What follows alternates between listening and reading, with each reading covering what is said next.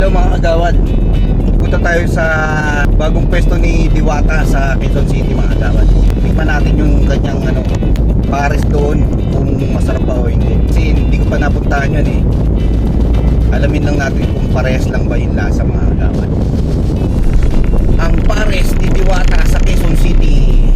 Kung pupunta pala kayo mga kagawad sa bagong pwesto ni Diwata, galing kayo ng Quezon City Circle, Visayas Avenue, baybayin nyo. Tapos may makikita kayong Sheldon, kanan kayo ron. Doon sa loob, dire-diretso nyo lang yung mga kagawad.